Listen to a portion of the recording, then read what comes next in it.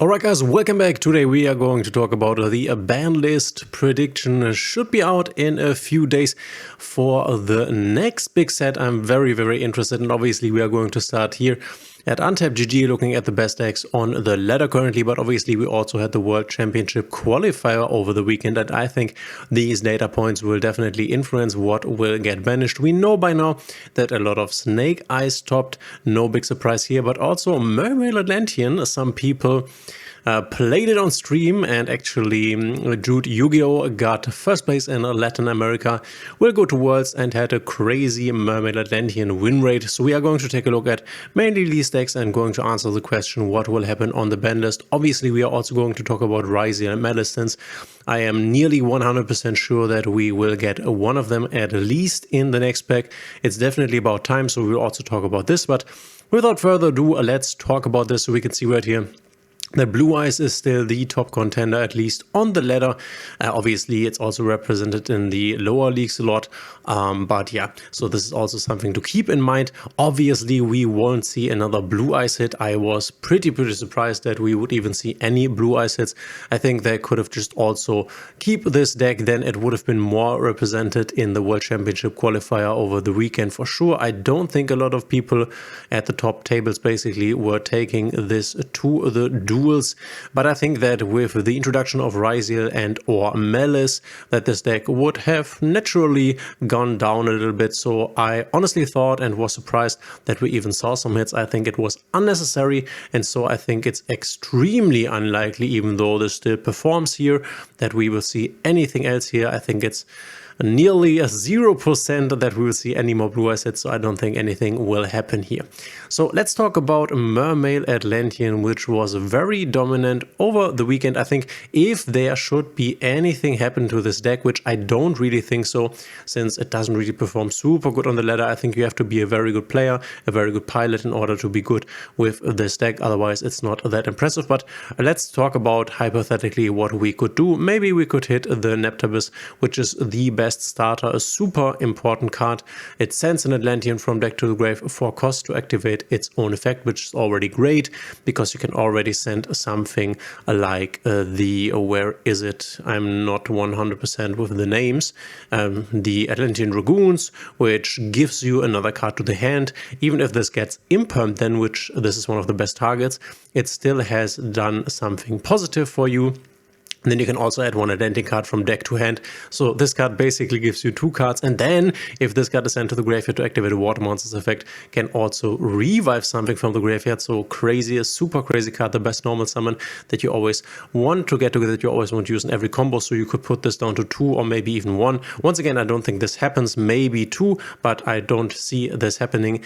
If then this goes to 2 and not to 1, I would say, because one of the big problems of Mermaid Atlantean is consistency, and obviously this would get way worse by limiting the best thing here in the deck. So once again, I don't think that we will see something happening to Mermaid, but this could go to 2, for example. Another option, and this I think is the more likely one, but also would probably kill the deck, is Mooning Glacier. If you have not saw this card, then consider yourself happy. Cannot be normal summoned, as said, must be special summoned from your hand by having exactly 5 water monsters in your graveyard. If this card is special summoned, discard 2 random cards from your opponent's hand. Yeah, obviously a super crazy card, super unfair, and this deck wins going first by diminishing the hand cards of the opponent and then having interruptions on the field that the opponent cannot play through because they are missing cards in the hand. Obviously, it's not hard to get to Mooning Glacier. You can search it out. It's not hard to summon it because you can control the number of water monsters in the graveyard. If you don't get Nibiru, obviously, then you might not have the control. You might have too many water monsters in the graveyard. So this is definitely something that is kind of like toxic. A toxic Yu-Gi-Oh card, but once again, this might be something that this deck needs in order to compete. Not quite sure if this would still work without the Mooning Glacier, because this is part of the going first strategy of the deck. Going second, it's obviously not that important. We don't have the totally awesome for the deck, so I'm not quite sure whether we want to kill this deck, but Mooning Glacier is definitely a very unfair card, you could say. So this is Atlantean Mermaid, but once again, I don't think we see anything here. Ryzeal and Maliss being on the horizon Horizon will definitely just push this down in popularity. It isn't even that popular, so I don't really think we need this. But I also thought this of Blue Eyes, and you saw what happened there. And then we have the Fiendsmiths engine in a lot of decks, and I think this is definitely something that could be touched, because you can also combine this with Ryzeal Fiendsmith, even though I think that here in Master Duel Ryzeal will be better in the pure variant for now until we get Mitsurugi, because we have the new search card already. I'm blanking on the name, 7th Tachyon, which can search the Ryzeals. You can play this thrice, whereas we only have one bonfire left. So the Fiendsmith Ryzeal variant might be a bit inconsistent in comparison to the pure Ryzeal variant, which is why I don't really think we will play this. This might not be the most powerful version, but I think at some point Fiendsmith Engraver will go to 1, and this is something I could definitely see, since this is also part of the strongest deck, or one of the strongest decks in Snake Eyes. So Fiendsmith going to 1, definitely possible. And then obviously the big elephant in the room is, as always, as it has been for a year, Snake Eyes. And the big question is, do they want to kill Snake Eyes? Do they want to really destroy this deck before Ryzeal and Maliss comes, or do they just want to let Ryzeal and Maliss take over the meta naturally, basically? We have seen this when Ryzeal and Maliss came out in the TCG, because at that point there was a big YCS, and the original Symbol Spoils was not forbidden yet at the moment. This card here that we now have at 1, but still a lot of people were playing Ryzeal and Maliss, and Snake Eyes wasn't represented that much anymore. Afterwards they also killed the deck, which I think was unnecessary, so we might either see nothing happening to the deck and they just phase it out, or they will do something. And once again, just to mention it quickly, I don't want to spend a lot of time, you could hit OSS to 0. I don't think so, because we have just seen this go to 1. You could forbid Snake Eyes from Birch Dragon. Also not quite sure whether this will happen. Another option, Diabellstar going to 1, but I'm not sure if this happens, because this also hits White Forest, White Woods, and they will receive additional support in the future, and the Diabellstar is very important for the deck.